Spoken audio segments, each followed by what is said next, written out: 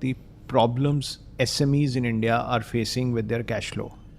They are not able to realize their money from their customers. As a result, they are facing the cash crunch and they're borrowing at higher cost. And the solution was suggested by RBI. And that solution was not practiced in India ever before. Banks are focusing on, can I become a fintech? What for? For acquiring the same customer. That problem is already solved by a fintech. Now, what is it that the bank has to look inward? Is the turnaround time. This is democratizing that you are not married to any bank, no bank is married to any customer, and it's a network.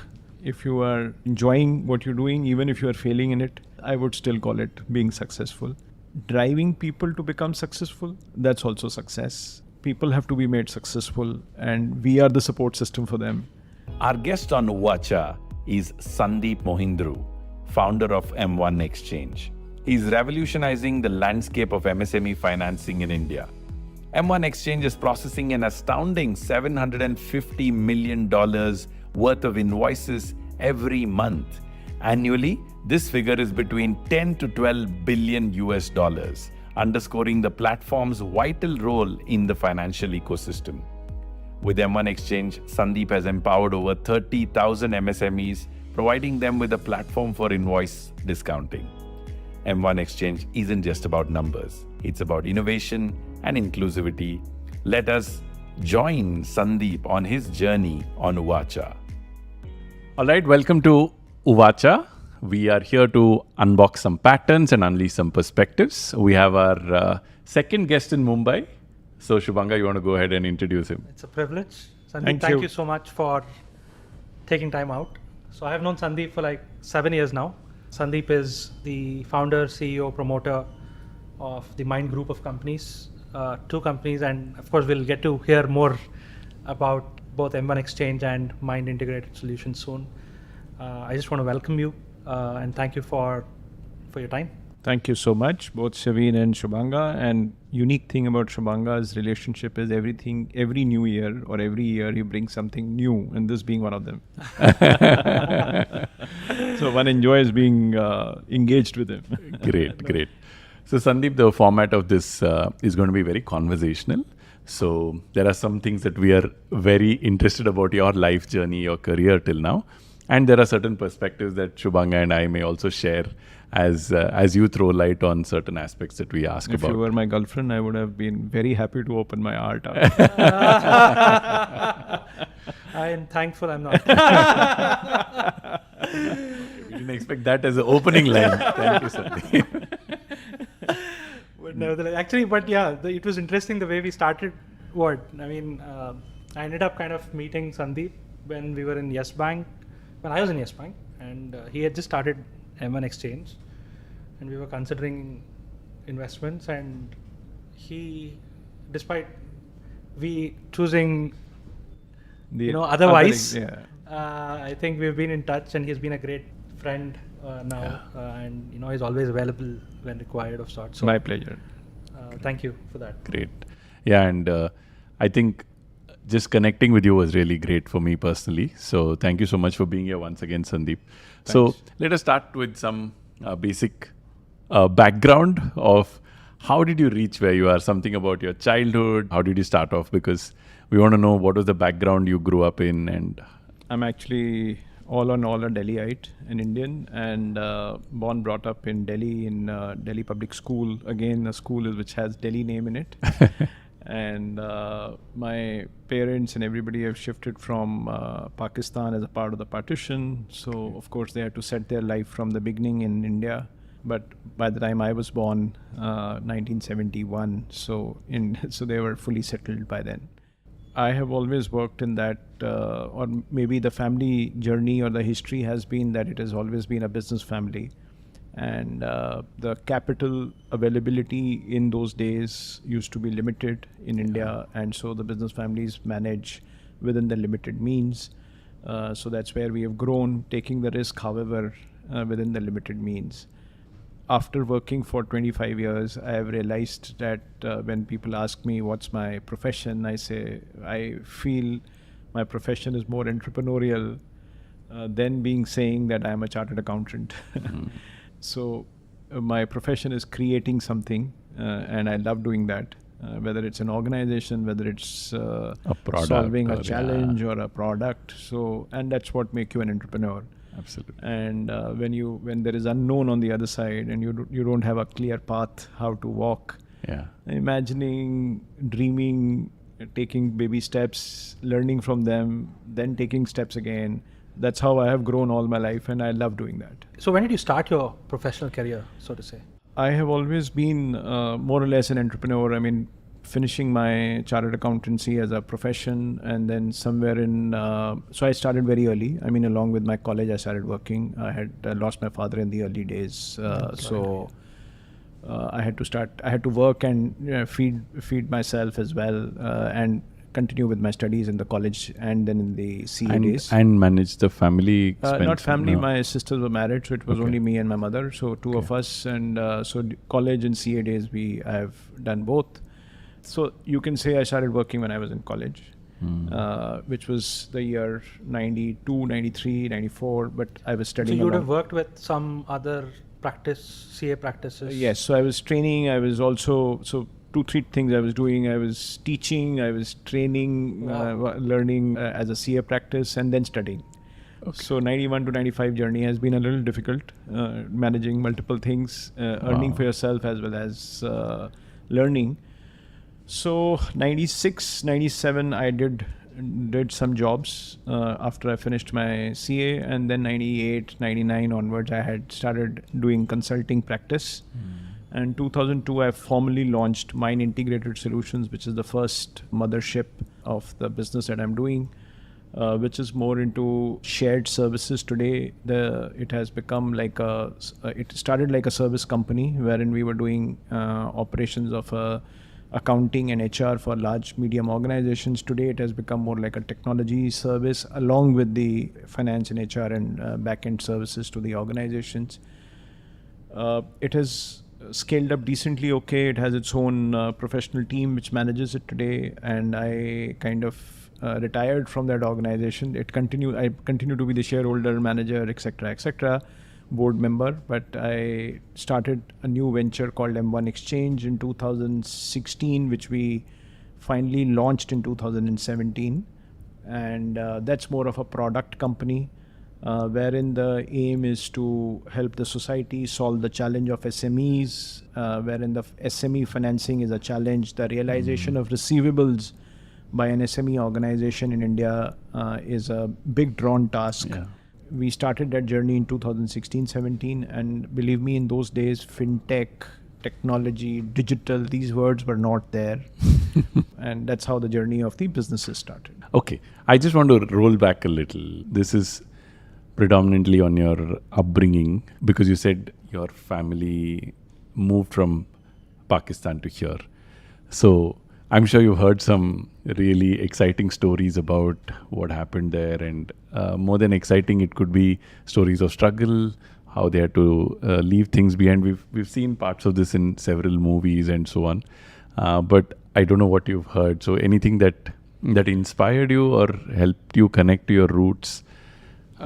Yes, I mean, like any other movie story, I also hear from my father, from my grandmother, and from my father's sister, the wealth they had to leave behind in Pakistan. They could carry only one suitcase, and in that suitcase they had everything, and then they had to restart their journey in Delhi all over again.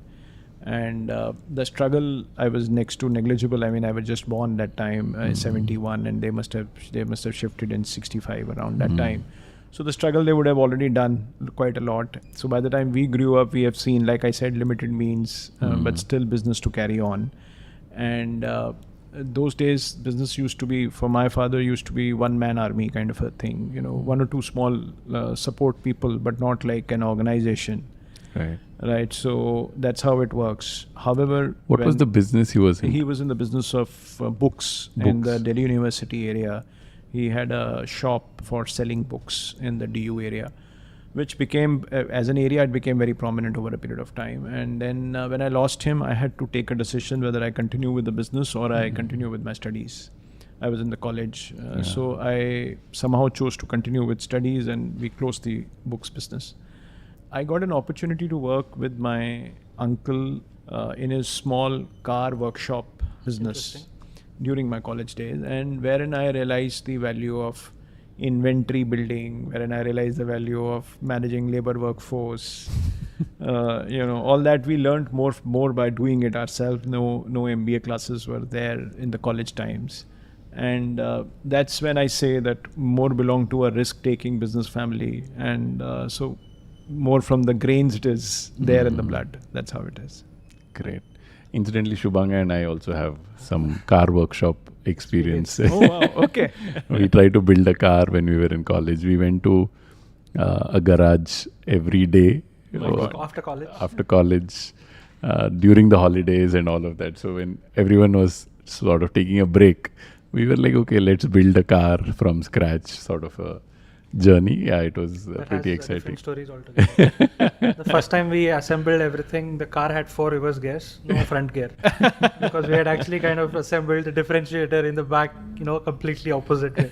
But that's how we have kind of also learned during our mechanical engineering days. But that goes back more than 20 years now. Yeah, it was great. As you rightly said. So I think there's an essence of I'm going to do this myself in your journey, and learning by doing, and learning management and business by doing things, right? That's what I could see in every aspect of the story that you've shared, which is great. And that's what led you to doing or building these fairly large businesses, I would say. Yeah. So clearly, from where you started to where you are, we think you're successful. When did you realize you were successful? Or do you still think what is your definition of success? Yeah, no, very good point. Maybe I don't think like that. If I'm feeling happy with what I'm doing, I'm successful. It could be every day. If somehow I start feeling tensed about doing something, challenge is something different. You may get tension because there's a challenge. But if you don't like the environment, if you don't like the profile, you don't like the respect, then it is being unsuccessful. If you are enjoying what you're doing, even if you are failing in it, I would still call it being successful. Driving people to become successful, that's also success, which is last 5 years that what I have been doing, wherein people have to be made successful and we are the support system for them. The definitions have also changed, the things have also evolved differently now. The idea for, let's say, Mynd Integrated Solutions was 2002, you said you started, right? Where did you get the... Very interesting question. Yeah. You see, in India, in 2002, nobody used to talk about, there's a word called outsourcing, okay? That was a Western world. Western countries have probably outsourced work to the Eastern countries. Right, because cheaper labor here and more expensive labor there.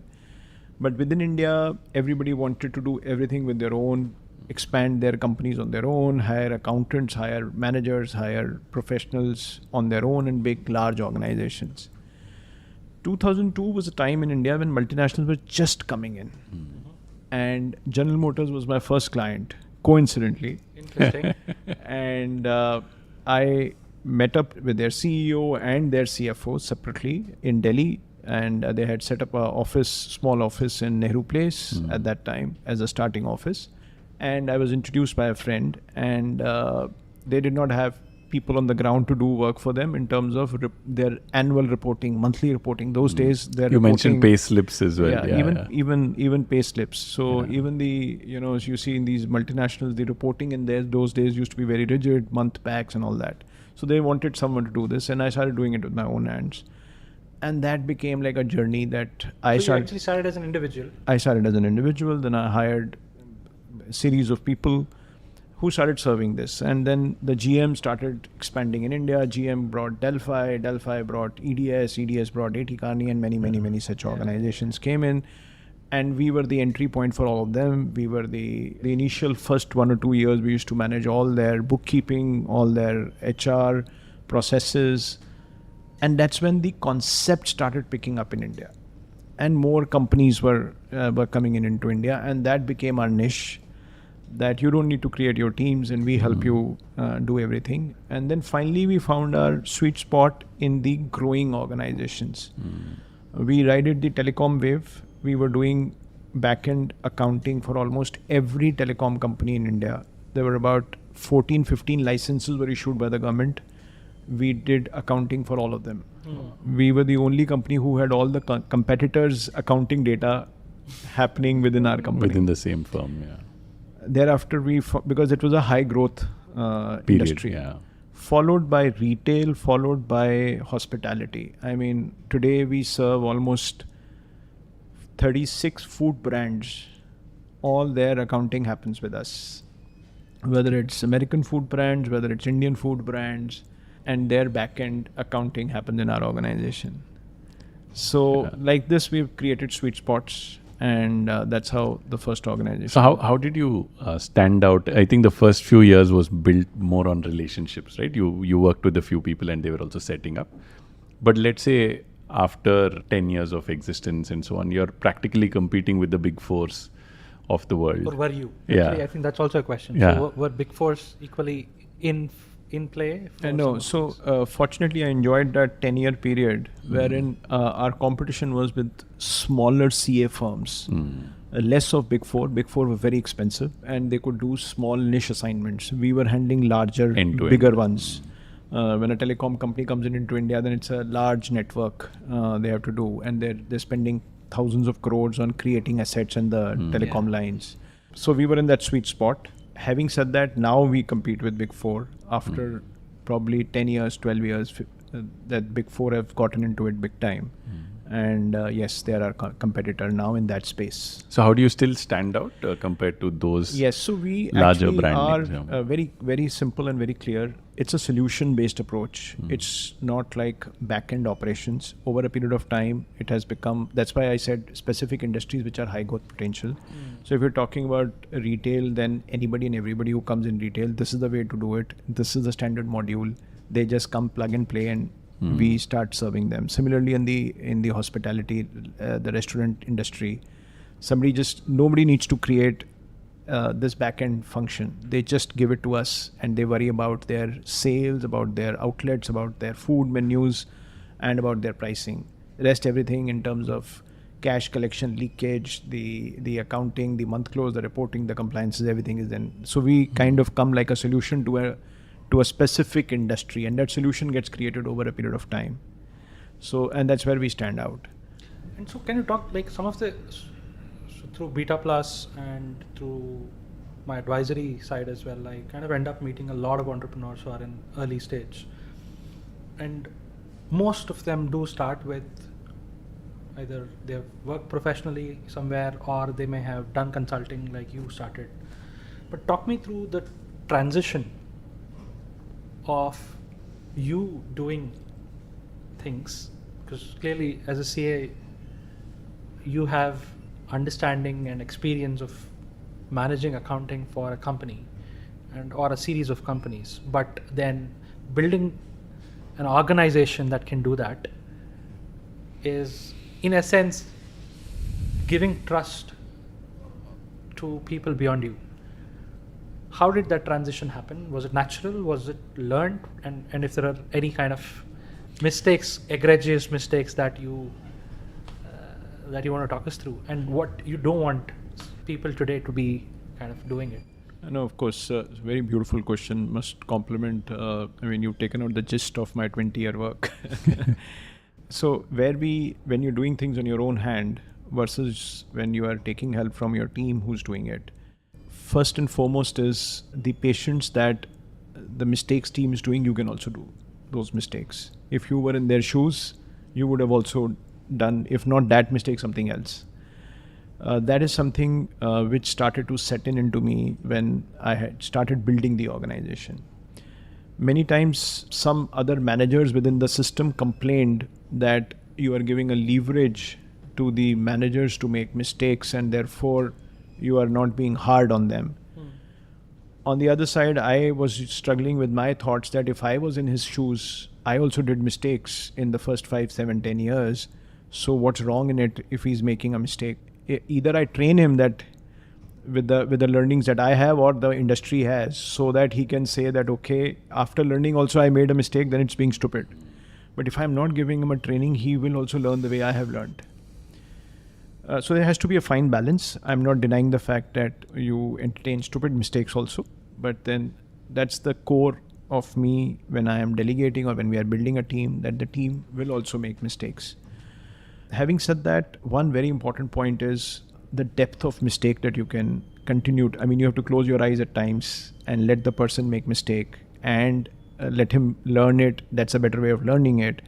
But then how much loss you have to evaluate and keep it in your radar, that up to what extent you can allow the loss or the impact to have on the system.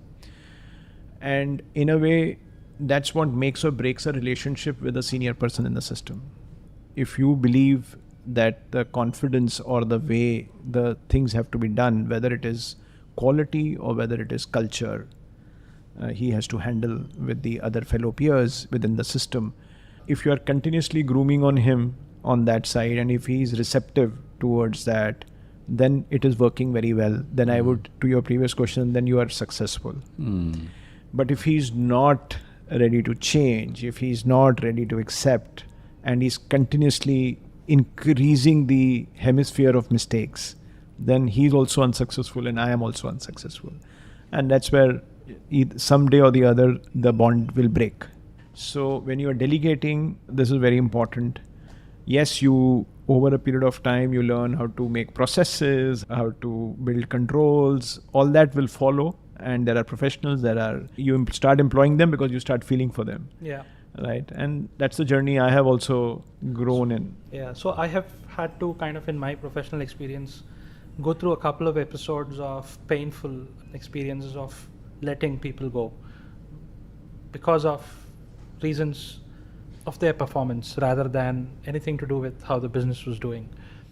And it's a painful experience, having gone through it myself, because at the end of the day, we are humans, right? So we kind of recognize that you could easily be on the other side of the table in that conversation.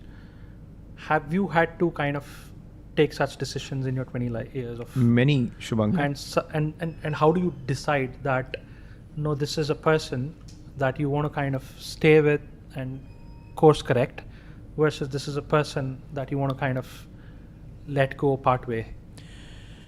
Right. So you see, over a period of time, in my early days, I used to think skill is the best.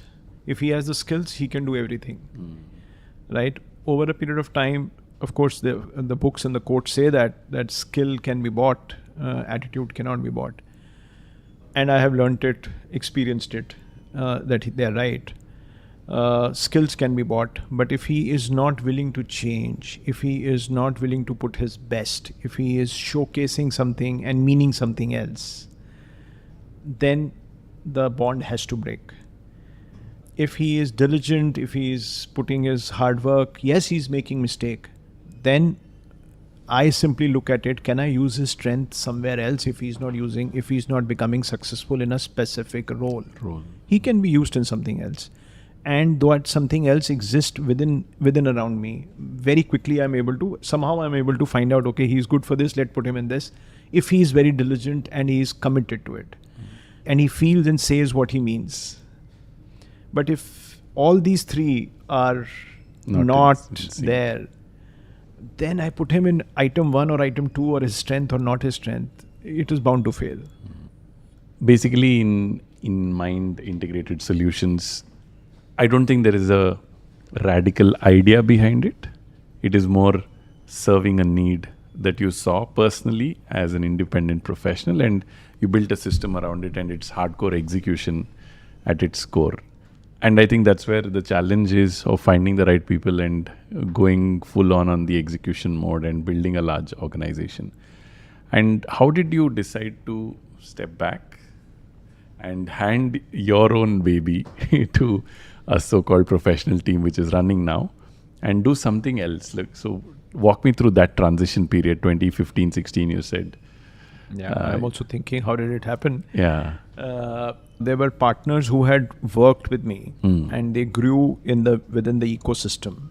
To be honest, they were doing things better than me in that specific assignment. If I call that as an assignment, then I would say they were doing better work than me. Was it like a Are you vertical? saying it because you have to say it? No. So when I say better work than me, meaning there is one side which is where the delivery has to be made. Correct. And there is one side where you have to innovate. Right. Yeah. So they were doing a better work than me on the delivery side. Yeah. You have innovated, you have carved out a process, you have to deliver it. I was seeing that they're doing a better job than me. So then my point was, okay, I mean, so like I said, my niche is taking risk, creating something new. So I started doing that within the organization. Now I stumble upon a white paper given by RBI, the respected regulator in the country, and that white paper talks about the problems SMEs in India are facing with their cash flow, which means that they are not able to realize their money from their customers. As a result, they are facing the cash crunch and they're borrowing at higher cost. And the solution was suggested by RBI. Oh. Okay. And that solution was not practiced in India ever before. Was it an impractical solution? So to be honest, I'm not from banking. Right. When I was reading the solution, I thought, wow, if this can happen, then this is the only thing which can happen. What was the solution? The solution was, if in technical terms, they call it factoring, which means you sell your receivables and you do it digitally. Okay, you don't do it manually, you do it digitally. That means you set up a platform wherein all the banks come of the country, all the SMEs come from the country, all their customers come from the country, and the SMEs put their invoices and banks bid to discount that invoice. So I was like, okay, if a bank can bid, what amount of liquidity can bring in? For me, it was more of a concept and it should work. And I put my hands into it and I dived into it. And I was blessed that I also got the permission from RBI as a license to start it. And this was while 2016 M1 Mind Exchange. Yeah. Right. No, but it was not called M1 Exchange then. It was not called M1 Exchange. We started it in Mind only, and then I segregated it into M1. Right. Now when I go to the banks and I say that I've got this mandate, I've got this license, and bank says factoring has not worked in India, it is a failed product. My God. The whole... Sorry, before we go there, are you in the habit of reading RBI papers? How did you stumble upon? Like, or is that the only paper did you read, or did you read 10 others and then this was interesting? No, so it was a newspaper article. Okay. I'm a good reader of newspapers, and it was a newspaper Economic Times article, and I read it and I liked it, and then I went on to the RBI website to read it more detail because newspaper was very brief. And when I read it, I just factoring means selling receivable. I don't bother about legal, non-legal, etc., etc. Failed in India, not failed in India. And then I had dropped my son for a tuition class, and I was sitting and waiting for him to finish. And on my phone, I was continuously reading for an hour about this article. And that's when I realized that this is reference with a similar thing which has happened in Brazil. And it was the only country in globe which had done this, and RBI had taken a feather from that. Was it Brazil or Mexico? Mexico, sorry, my mistake. So it was Mexico, and the RBI took a feather from that and wanted to replicate in India. And like I said, okay, we dived into it, but the bank said, this is a failed product. And so you mean to say the RBI had this as a solution, but the banks were saying, no, it's not. Yes, you can say that. I just want to simplify this for some of our viewers who may not be from the finance background, right? So basically what you're saying is that if I'm a company and I have raised an invoice to my customer and they're paying me after 60 days, or I think back then 90 days was also the norm, I can show this to the bank that, hey, here is my customer A who's saying they'll pay me 1 lakh rupees after 90 days. I show it to the bank and the bank will give me that amount of money as a loan with lesser insurance. And many banks will bid on who's going to give me lesser insurance, lesser loan at a lower interest rate. Am I right? Yeah. So, Saveen, everything is right. Okay. Except that I would change the word loan. Okay. Okay. It's not a loan. It's not a loan. It is a... Okay, that's a beautiful part of it. Okay. They are paying me back let's say they're paying you back your money that has to be realized from your customer. And they collect from the customer. Now, if customer doesn't pay or delays the payment, you are not penalized. Okay. Okay. And at zero interest almost, or what was the interest? No, so the interest rate, because of the bidding, has come down dramatically. I myself could not think of all that. Market driven in this market that we are in today, where the inflation is 5%, the interest rate today for an SME ranges between 7% per annum to 10% per annum. This is non-collateral, fully unsecured. Like I said, the risk is transferred based on the invoice. Based on the invoice. Great. And the quality of invoice matters. The quality of invoice matters, meaning the quality of customer matters. Right. That means if they're a Fortune 500 company versus a non-Fortune 500 Correct. company. And So if you can actually be a customer to or a user of Threads platform. Yes, Yeah, yes. And let me also just add a small point here is when we talk about innovation, when we talk about, now I was again itching that I've done everything in M1, what to do next.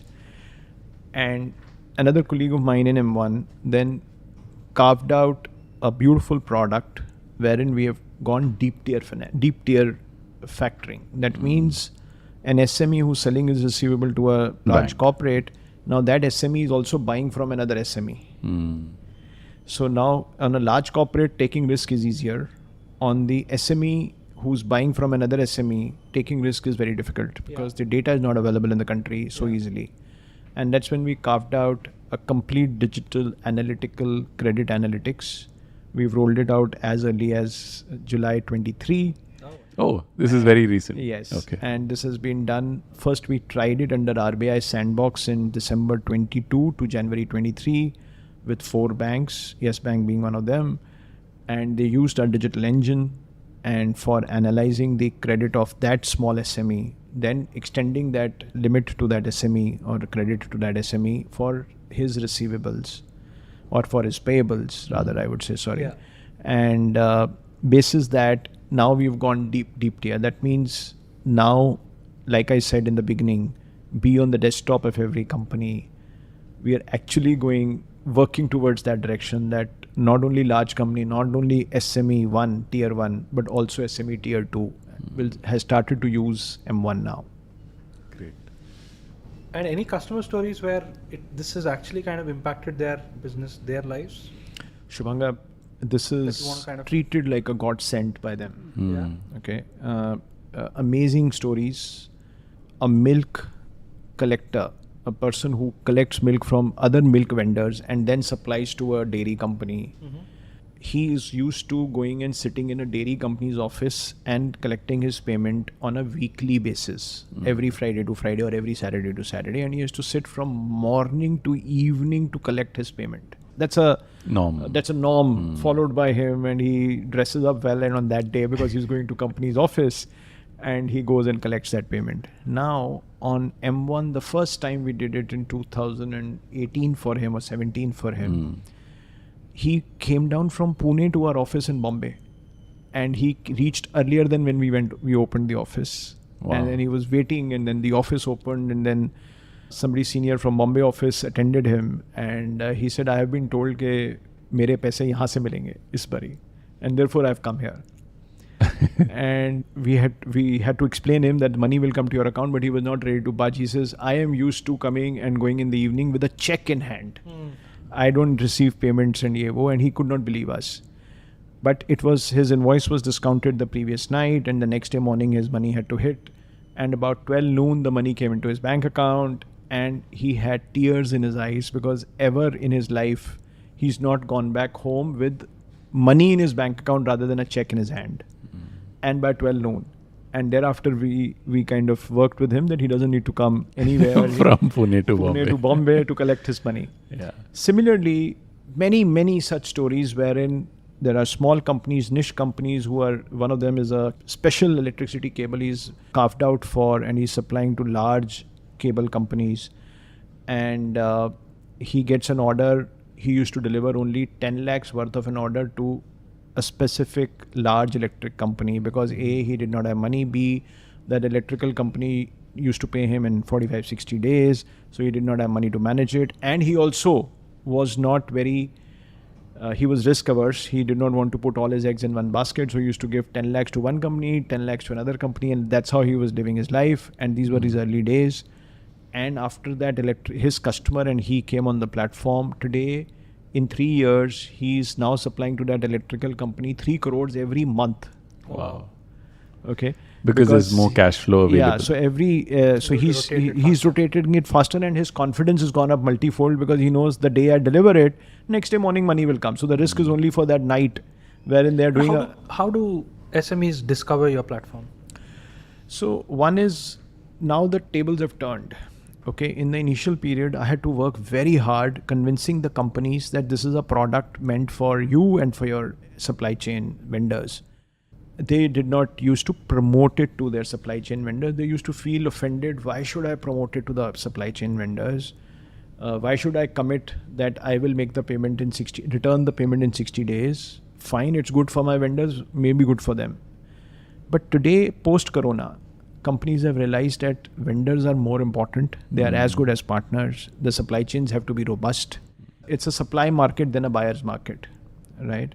So therefore, the companies are promoting it to their sellers. You come on M1 and they are after us, okay, you expand our credit limit. We want more suppliers to come onto this. So we make suppliers aware through the large companies, number one. Number two, of course, we engage with them on forums, through associations. And now that we've gone deep tier, we will be engaging with more and more through the associations. So can I, as a small business, come to your website, create my profile and upload my invoice? Oh, yes. So today we've reached a stage, because India has gone digital to very digital. In 10 minutes, a sole proprietor is onboarded on the website. Every 10 minutes? Every 10. So I mean, anybody can onboard himself within 10 minutes. Okay. If his customer is live, then 11th minute he can start putting the invoice. Oh, wonderful. If his customer is not live, then yes, we have to engage with his customer and then get them onto the platform, and then he can start doing it. So what's the advantage for the customer? Yeah. The supply chain has to become robust, which in Corona time, every large corporate realized it, number one. Number two, which is the most beautiful part, is actually when I said the cost of funding has come down for an SME who's normally borrowing at 15%, 18%, if he's good. If he's not good, he's borrowing at 24%, 36%. Now he's getting his discounting done at 7 to 10% per annum. So if he's getting his payment early by 60 days, he's going to what am I going to do as a human? I'm going to quickly go and relinquish my 24% loan or 15% loan, repay that at least for the 60 days, save that interest, right? So therefore I'm saving on my cost as an SME. And that saving, today the corporates have started to realize that saving can make him more competitive. So when he is giving a quote for the next order, they are both agreeing and realizing that the cost of funding to be built in the order is to be between 7%, 8%, which he's got in his previous payment. Yeah. And therefore he doesn't need to build in a cost as high as 15%, 18% in his order. So every large organization who is doing for his vendor payments, the maths is if they are enabling 100 crore on the platform, they are saving 1 crore per annum. As a customer. As a large corporate, their cost of goods sold, their cost of goods of acquisition has come down by 1 crore on every 100 crore. Because and it also gives them more negotiation power. Yes. So then their social, as far as the social angle is concerned, the corporate is also supporting his ecosystem. Yeah.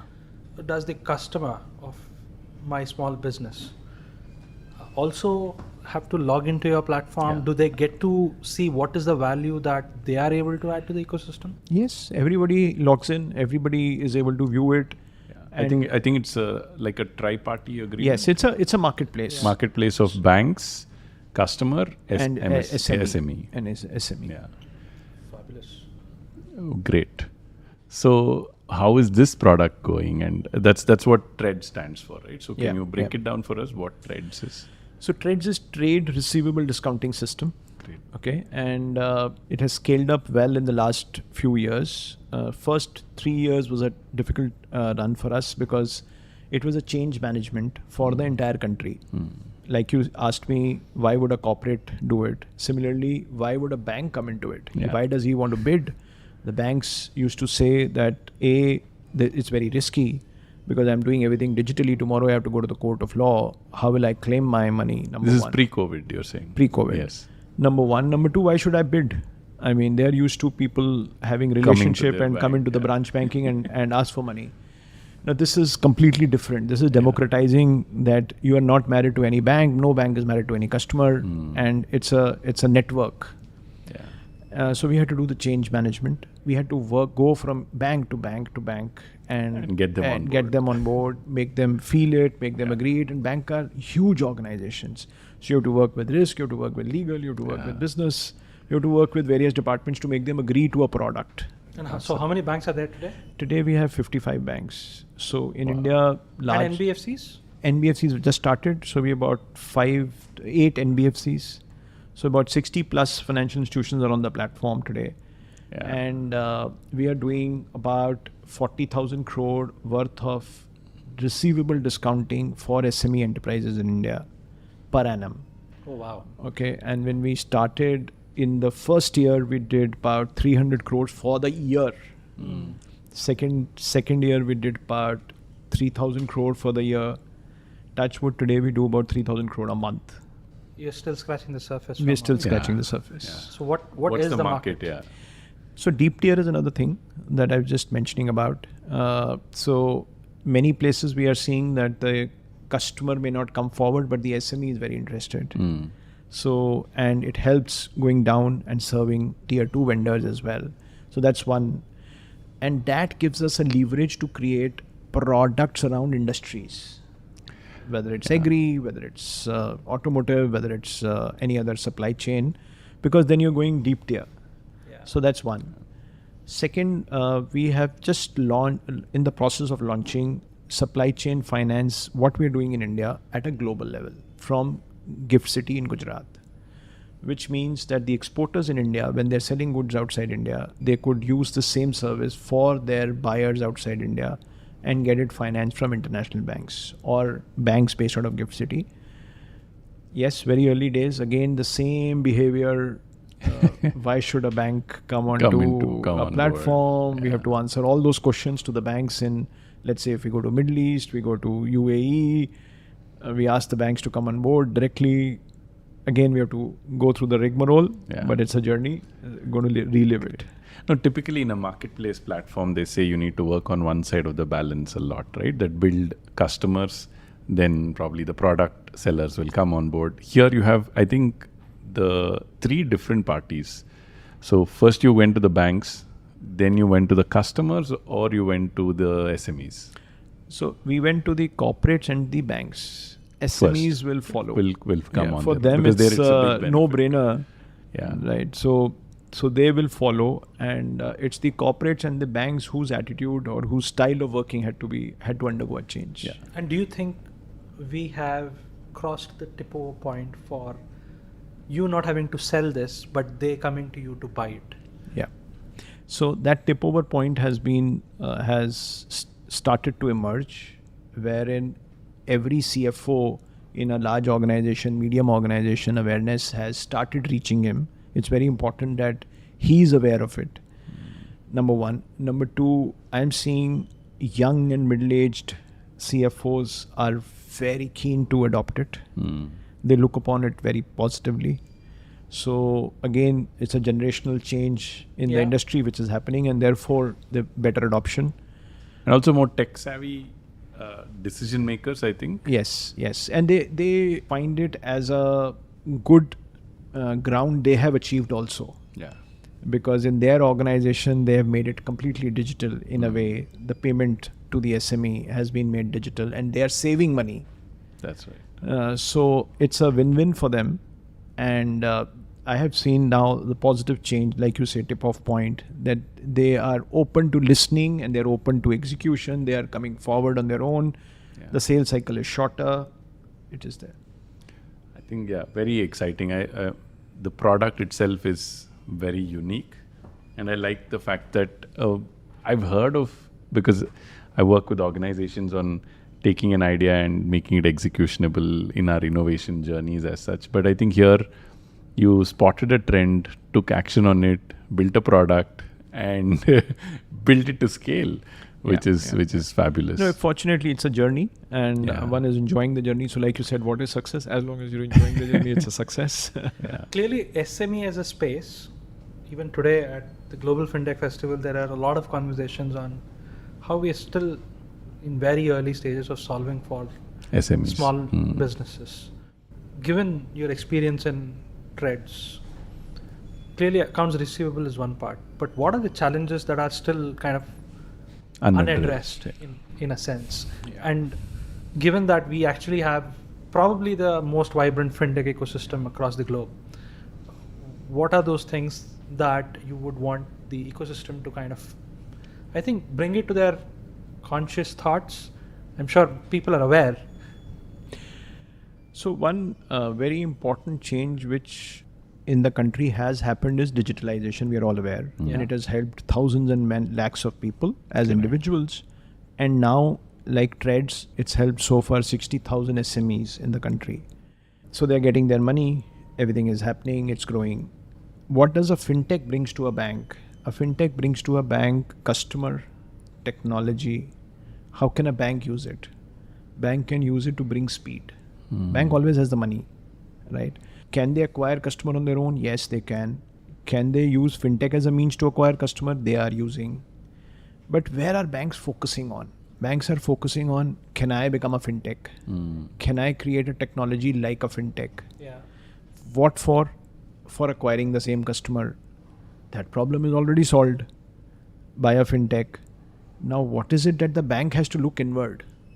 Is the turnaround time. That means if a case has been given to a bank, can he turn it around in X hours or days rather than in weeks or months?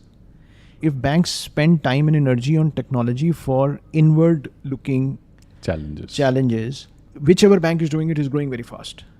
Whichever bank is putting energy on, I'm seeing that, okay, I can also do something what a fintech does. Okay, then his energy goes in a different direction. Yeah. So that's how it is. I think having worked in like banks, both a digital bank, Open North in UK and at Yes Bank, which is also, probably one of the most progressive banks when I joined as well. And having talked to people in other banks, I think the underlying architecture of how the bank systems are is what will dictate how their turnaround times and processes essentially are. The faster they're able to change their core systems, the better they are able to probably address, which is where I think Yes Bank has, I have had the pleasure of being on the other side. They're fantastic. And so is ICICI, I've heard. My ex-boss was from ICICI and he kept telling about some of the changes that they had undertaken. And now more recently I was hearing about HDFC and IndusInd and about the kind of progressive steps that they are taking to change the core infrastructure. Because ultimately processes, so in product building we keep saying, right? There are 4 pillars: value, viability, usability and feasibility. I think where banks in a sense were a lot more stuck is on the feasibility aspect of it. Bankers are not devoid of ideas. I'm not going to be batting for bankers a little, but I think the feasibility aspect is where they hit big challenges. And I think, but some of these banks are like really, they have understood how to kind of solve the feasibility challenge far more efficiently. And I think that is thanks to digital banks that have kind of come up globally. And the technology architecture, the way in which they think customer experience at the architecture layer is what will define turnaround time. Yeah, so I'll explain it with an example. Now when we've gone deep tier, we are bringing credit of an SME to 55 banks, right? Now each bank has to otherwise call that SME and take all the 50 points that we are creating for them. Yeah.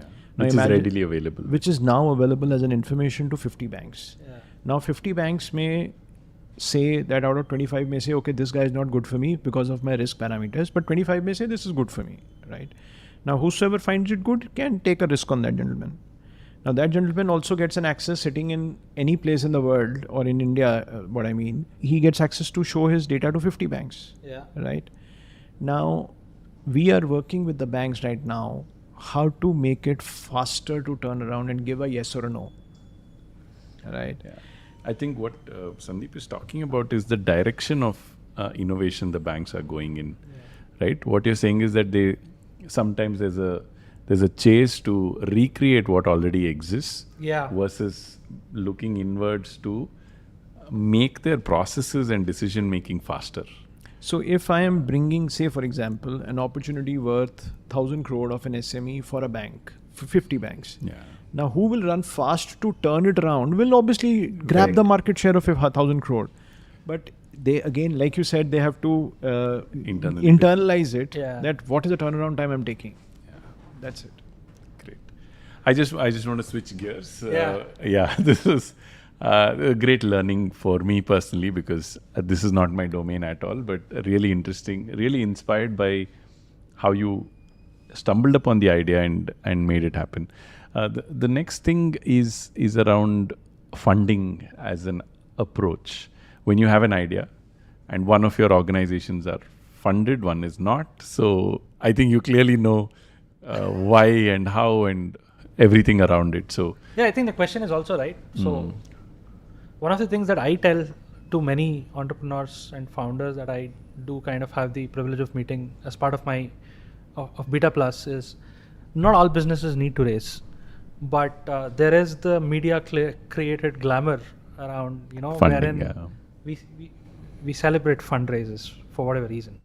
But at the end of the day, I think what I would love for you to kind of touch upon is, A, to raise or not to raise. How would you kind of advise founders, entrepreneurs in your shoes? And B, if it is indeed something that requires external capital, what are the avenues that are there, and whom should they go to, and how should they approach? Yeah. So to your first point, raise or not to raise, there's no right or wrong answer. It's anybody's choice, and it will depend on situation to situation. It also depends on his own war chest that he would have. I mean, just by me saying or you saying, if he commits that mistake, and a good idea can become bankrupt if not funds are not raised on time. So having said that, I would say that if you're starting an organization, you should be able to manage funding for at least 12 months in your war chest. If you have that in your war chest, then you should start.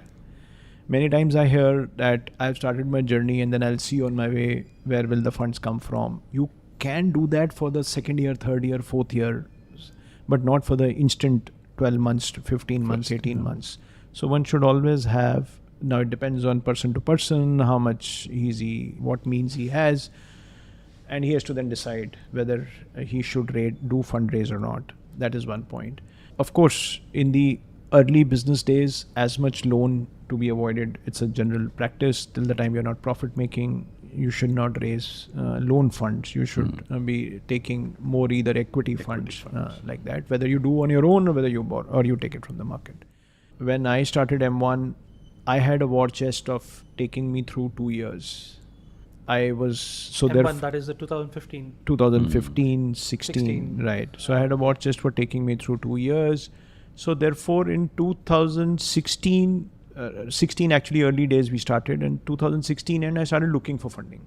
Yeah. And that's probably when I would have met you, because I knew that 2017 I would kind of run out of money. And as the luck would have had it, I ran out of money.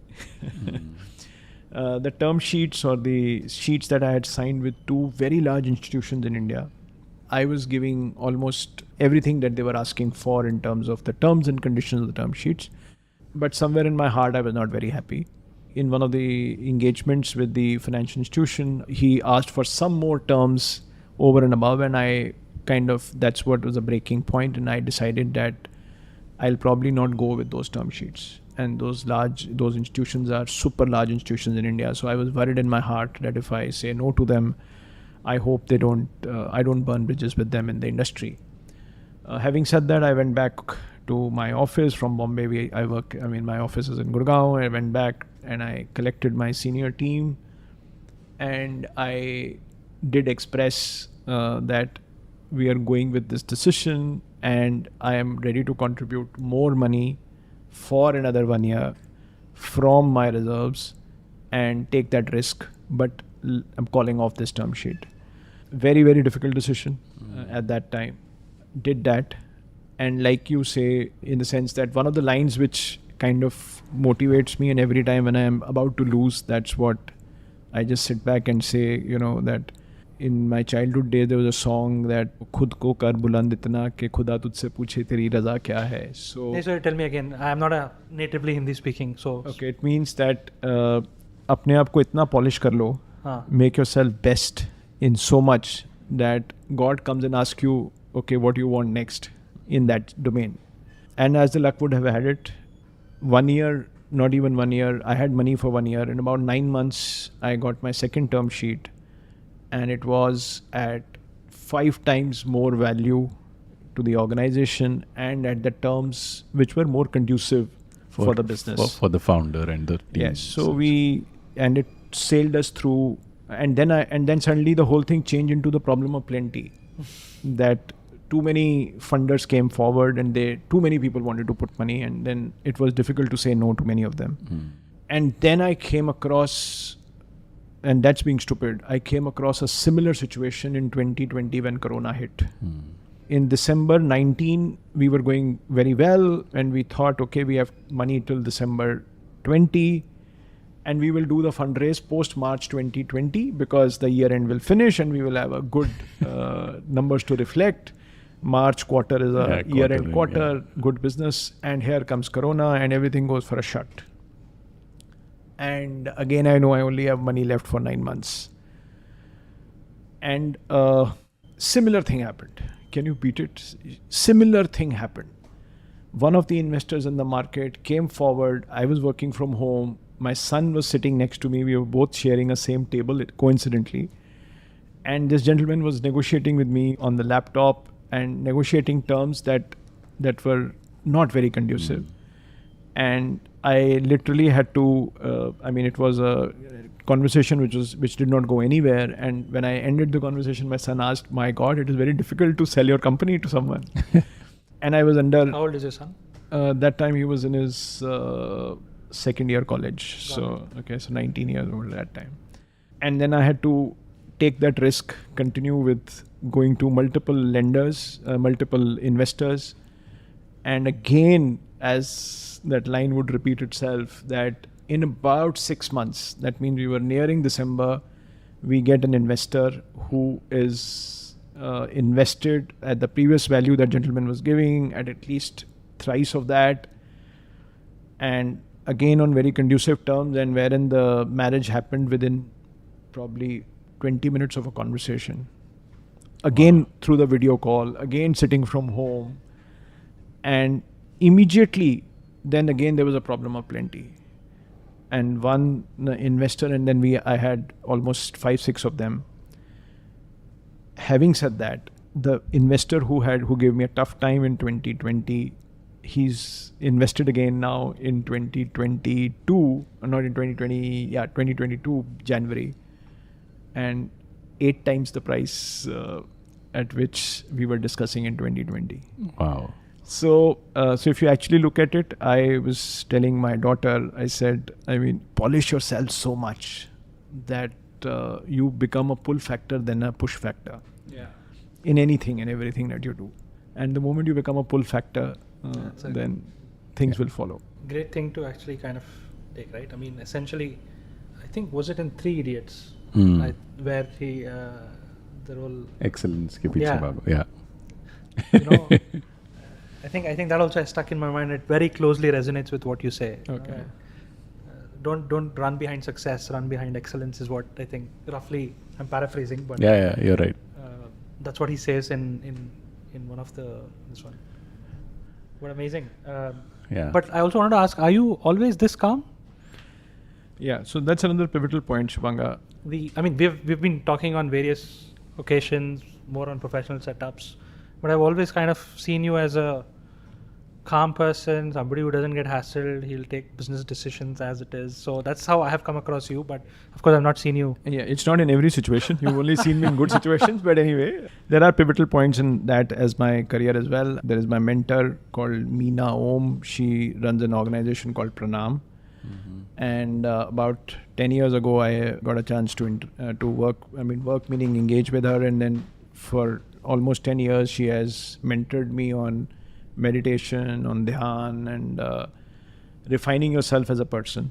So you meditate every day? I meditate almost every alternate day, or maybe you can say as and when needed, I get into meditation.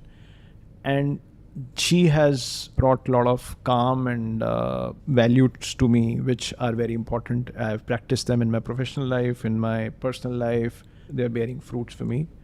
More from a prominent perspective, as if it is, like you said, if I used to get irritated. So I've asked her question like, if I'm in a rush, I get very irritated. And that's when she's told me that, just as an example, is that if you keep time and look upon it, that this work can be done in this much time only, you have no choice, then the irritation will start going off. So she's taught me small methods, but those methods really help me in looking inward and therefore refining myself again and again. And that's the basic mantra she's taught me. I'm assuming she's not a professional coach or she's... Yeah, so she's a spiritual leader, but I must compliment that she kind of reads you, she kind of helps you, handholds you.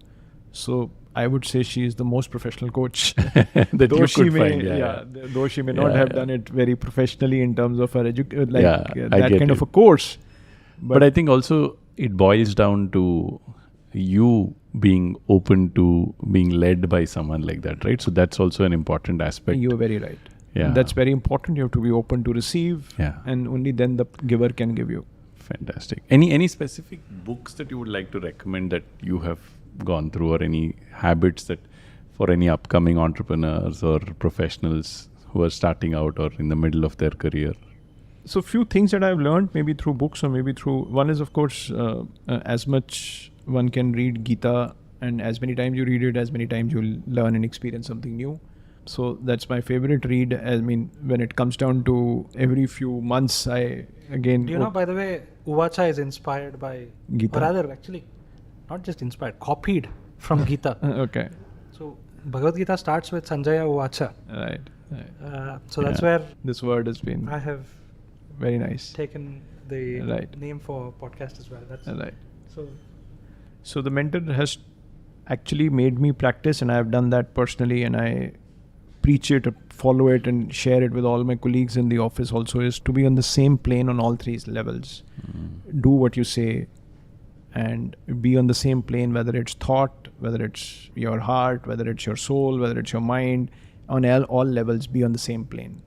If you're saying what you mean, then everything will follow. The receptivity from the other side will also be equally trustworthy. Yeah. So I would urge all people who are getting into, as you said, entrepreneurs, is to be trustful, trustworthy, truthful in what you say, what you mean. Everything else will follow. My view. do you have entrepreneurs reaching out to you for help? Yes, I have. I am one of the entrepreneurs in the NASSCOM, wherein now I'm on my fourth cohort, last 2 years, wherein all the NASSCOM members, the upcoming NASSCOM members, they take help, formal help through NASSCOM, of course unpaid, but more formal. It's a program that I run.